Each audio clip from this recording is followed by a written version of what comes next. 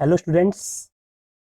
ये वीडियो किसी religious outlook के नज़रिए से नहीं बनाया गया है। एक लर्निंग एटीट्यूड के नज़रिए से आपके सामने ये प्रस्तुत किया गया है।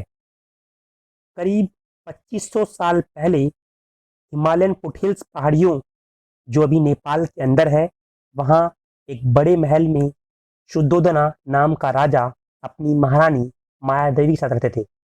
काफ़ी सुखी जीवन व्यतीत कर रहे थे। कुछ समय बाद उनके एक पुत्र का जन्म हुआ, जिसका नाम सिद्धार्थ गौतमा रखा गया। ऋषि महामुनियों ने उसके जन्म को लेकर अलग तरह की भविष्यवाणियां की कि ये बालक कोई साधारण बालक नहीं है, ये बड़ा होकर पूरे संसार पर शासन करेगा या कोई बड़ा ऋषि मुनियों का नेता बनेगा। उनके पिता ये सुनकर अचंभित हो गए, क्योंकि वो चाहते थे कि उनका पुत्र बड़ा होकर उन्हीं की तरह राजपाट संभालेगा। इसलिए उन्होंने राजकुमार को महल के अंदर ही रखा। उन्हें किसी प्रकार के दुख पीड़ा से वंचित किया गया, ताकि उनके मन में किसी प्रकार की विलासिता ना आए और वे ऋषियों के नेता ना बन पाए। उनके पैदा होने के 7 दिन बाद ही उनकी माता माया देवी का देहांत हो जाता है। उनकी माता की बहन महाप्रजापति उनकी देखभाल करने लगती है।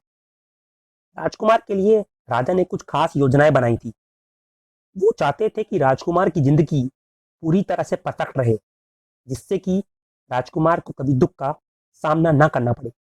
इसलिए राजकुमार की हर एक जरूरत ख्वाहिश पूरा करने का हमेशा इंतजाम किया जाता था और राजमहल के चारों तरफ ऊंची दीवारों से घेर लेते थे, ताकि बाहर की दुनिया के बारे में राजकुमार को कुछ पता ना चल पाए। राजकुमार अपने बेटे को हमेशा तरह तरह के स्वादिष्ट भोजन और तोहफे देकर खुश रखते थे, ताकि राजकुमार का हर एक ख्वाहिश पूरा हो सके। और इसलिए उन्होंने राजकुमार के लिए दास दासी का भी बंदोबस्त कर दिया था।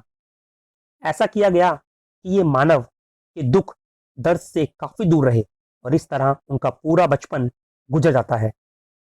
फिर 16 वर्ष की उम्र में बहुत ही सुंदर राजकुमारी यशोधरा से उनका विवाह होता है। उसके कुछ दिन पश्चात उनके पुत्र का जन्म होता है, जिसका नाम राहुल रखा जाता है। इस दुनिया की सारी खुशियां तब राजकुमार की मुट्ठी में थी, लेकिन इन सब के बावजूद भी राजकुमार खुश नहीं थे।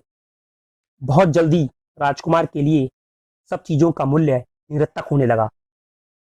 उनके पिता चाहते थे कि उनको कुछ भी लाकर दे दे तो खुश हो जाएं, लेकिन उनका मन तो और ही चीज़ों में विलास था। उनको हर चीज़ मीनिंगलेस लगने लगी। राजकुमार राजमहल की उन ऊंची दीवारों के पार की दुनिया वो देखना चाहते थे। उसे लेकर राजकुमार के मन में काफ़ी क्यूरियोसिटी थी, उत्सुकता थी। और इसे एक रात राजकुमार राजमहल चुपके से बाहर निकलकर बाहर की दुनिया देखने का डिसीजन लिया।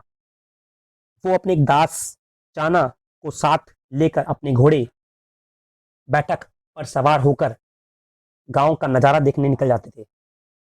और उसके बाद जो उन्होंने देखा, उसे देखकर वो पूरी तरह से चौंक गए।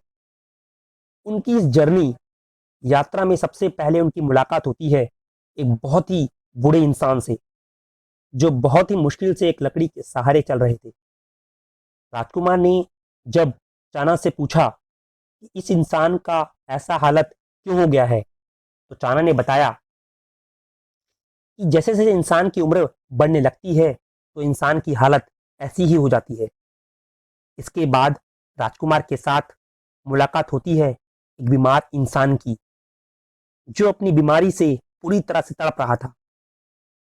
पहले की तरह राजकुमार ने देखकर हैरान हो गए और चाणक्य से फिर पूछा, और फिर उन्होंने बताया कि बीमारी और दर्द हर किसी को अपने जीवन में सहना पड़ता है। ये सुनकर राजकुमार का मन और भी ज्यादा चंचल होने लगा। ये सोचकर कि कोई चाहे कितना भी गरीब हो, चाहे कितना भी अमीर हो, कोई भी बीमारी के साथ हाथ से बचा नहीं आए। इसके बाद उन्हें एक मृत शरीर, डेड बॉडी दिखाई देती है, जो कि अपनी अंतिम यात्रा पर जा रही थी। और पहले की तरह चाणा ने राजकुमार को बताते हैं कि मौत सबके लिए निश्चित है, कोई इससे नहीं बच पाया है। ये 3 दृश्य साइट्स देखने के बाद राजकुमार दुख और दर्द के बारे में जान पाते हैं और उनका मन दुख से और भी पीड़ित हो जाता है। और तीनों के मिलने के बाद उनकी मुलाकात एक मॉन्क भिक्षुक से होती है, जिन्होंने मानव हितों के लिए जीवन बलिदान कर दिया था। ये साइट्स दृश्य उनके जीवन में उम्मीद की किरण जगाती हैं और इसलिए संन्यास लेने का निर्णय लेते हैं। राजकुमार वहां से महल लौटने के बाद राजकुमार दुखी रहने लगते हैं और उन्होंने देखा कि उसे किस तरह प्रोसेस किया जाए, किस तरह उस पर काम किया जाए, और वे उस दिन से सभी चीज़ों के बारे में कंप्लेन करने लगते हैं, शिकायत करने लगते हैं और आम इंसान की तरह सभी चीज़ों के लिए अपने पिता को दोषी मानने लगते हैं। और उनका आलीशान जीवन पर भी उनके लिए ये जीवन मीनिंगलेस बन गया है। इसलिए 29 साल की उम्र में वे महल छोड़ने का निर्णय लेते हैं और पिता की तरह वे भी एक प्लान बनाते हैं। वे महल छोड़कर चले जाएंगे। इतना ही नहीं, वे अपनी वेशभूषा, अपनी रॉयल्टी, अपना पोजीशन, सभी चीजें छोड़कर नंगे पैर चलकर अनजान लोगों से भीख मांगकर और उपवास रखकर जितना पॉसिबल हो वे सब ये एक्सपीरियंस करेंगे। अपने प्लान के मुताबिक राजकुमार चुपके से महल छोड़कर निकल जाते हैं, लेकिन इस बार वापस आने के लिए नहीं। और जैसे उन्होंने प्लान किया था, वे सभी तकलीफ सहकर अपना जीवन व्यतीत करने लगते हैं। वो बीमारी, दुख, दर्द, भूख, अकेलापन ये खुद एक्सपीरियंस करके देखने लगते हैं। यहां तक कि एक सिंगल नट खाकर वे अपने दिन गुजारने लगते हैं और खुद अपनी मौत को अपनी तरफ बुलाने लगते हैं। ऐसे कई साल बीत जाते हैं और फिर भी कई साल ऐसे ही बीत जाते हैं और फिर करीब 6 साल बाद राजकुमार को ये समझ आ जाता है कि ऐसे जो वो ढूंढ रहे हैं उन्हें कभी भी नहीं मिल पाएगा।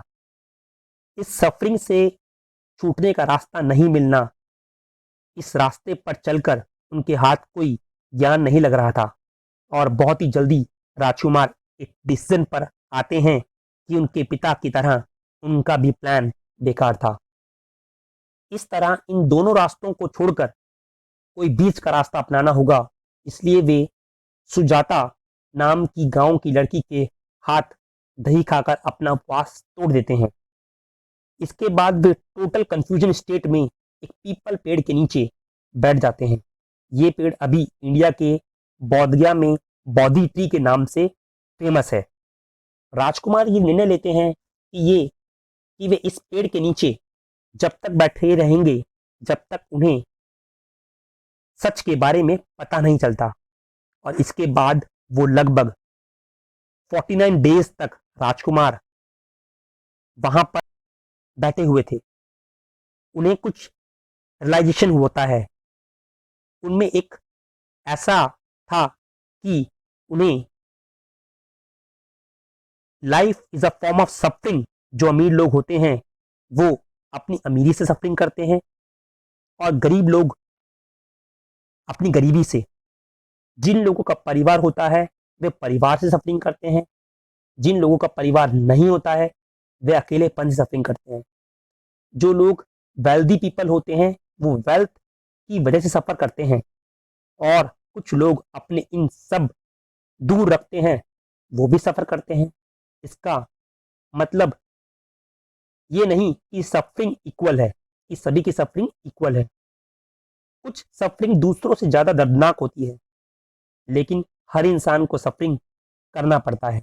और उसके बाद 49 डेज के बाद 45 वर्ष में एनलाइटमेंट हासिल कर पाते हैं, उन्हें ज्ञान की प्राप्ति हो पाती है और जभी से इनका नाम बुद्धा पड़ जाता है। और फिर इसके बाद उन्होंने लोगों को उपदेश देना शुरू कर दिया और अगले 45 वर्ष तक बुद्धा अपने शिष्यों को बुद्धिज्म नाम का रिलीजन के फॉर्म में सफरिंग से फ्री होने के बारे में बताए गए। और अब हम चाहते हैं कि वीडियो देखने के बाद आप सब लोग मुझे कमेंट करके गौतम बुद्धा की लाइफ स्टोरी सुनने के बाद आपका अपना इंसाइट सबके साथ शेयर कीजिए। और आपको ये वीडियो पसंद आया हो तो अपने फ्रेंड्स रिलेटिव्स के साथ शेयर कीजिए। Thanks for watching. Thank you.